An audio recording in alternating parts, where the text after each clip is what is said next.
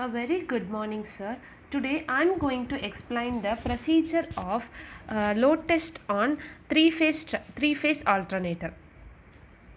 So here the DPST switch of the DC shunt motor is closed and voltage is increased in step-by-step manner.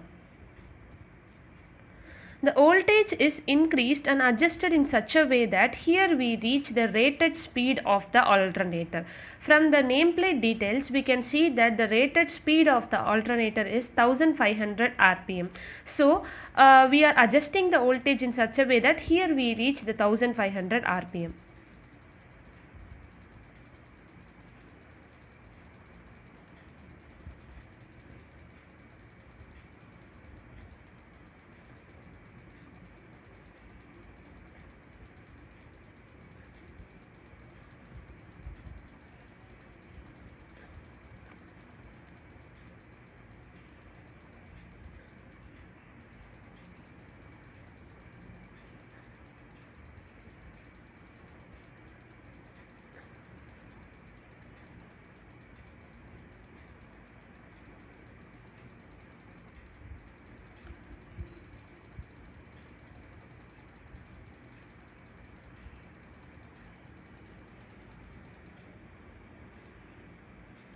We have reached the rated speed.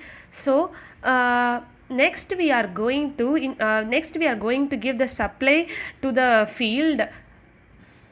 By closing this switch we are giving supply to the field. Then we are going to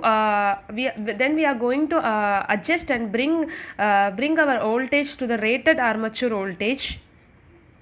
We are going to adjust this potential divider. We are going to bring the terminal voltage and we are going to bring the rated armature voltage here. The rated armature voltage from the nameplate is 415 volt.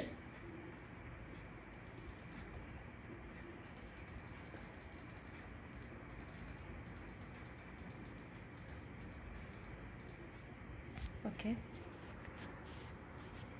From here we can see that the line voltage is increased, and on adjusting the potential divider, when we are adjusting this potential divider, the line voltage over here is increased.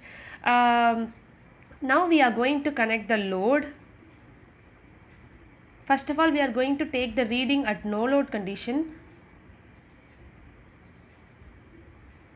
First reading will be first reading will be indicating the no load condition. Next we are going to add the resistive loads from the resistive load banks in step by step manner.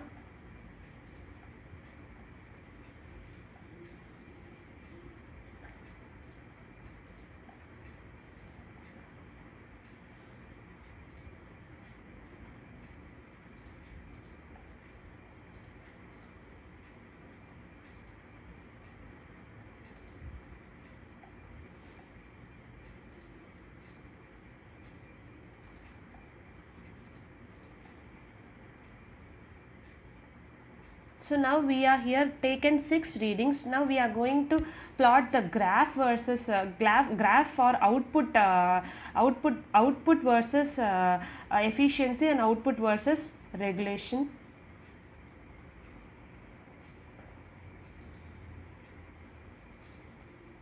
And this is the graph for output of the alternator versus efficiency, and now we are going to see the graph for output of alternator versus regulation.